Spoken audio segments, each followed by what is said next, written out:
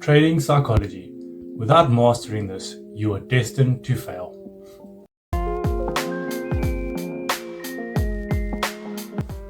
What a load of rubbish.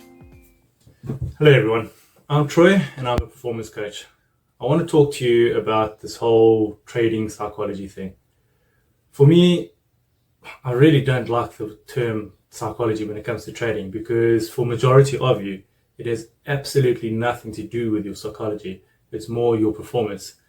Psychology to me is a lot more deep-rooted, and as I say, majority of you has nothing to do with that. It's either you don't really know your strategy well enough, you haven't done enough back testing, just general things like that really. You haven't put in the work needed to give you the confidence to be able to execute your trades as your strategy should have.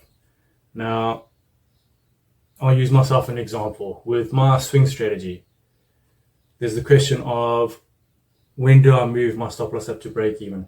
Do I move my stop loss up to break even? Should I target 1R, 2R, 3R? All of these things are answered by your back testing. Again, so in my example, I did a load of back testing and I tested moving my stop loss up to break even when it gets to 1R, then from 2R moving it to 1R, and so forth. I also tested what would give me the most profit in the long run, 1R, 2R, 3R. Through all that testing, I was able to determine that 2.5R was actually the sweet spot. So, by going through all of that work, I eliminated the questions that I had. And that is, unfortunately, what a lot of you need to actually do. It's not going to go see a psychologist to determine why do I keep closing my trades early? Why can't I let the runners run? It just comes down to not having enough data. There is sometimes where it is a whole psychological thing, but that is a completely different story. But majority of you, if you're honest with yourself, you know you're not putting in the work. This is something that 90% of people fail, and there's a reason for that. It is not easy to make it in this industry. Everyone is trying to take money from each other. Everyone is going to be different, but in general, I can give some advice to help majority of you. You need to work on your discipline. You need to get a journal, and you need to stay disciplined and update that every single day. Every trade you take needs to be journaled.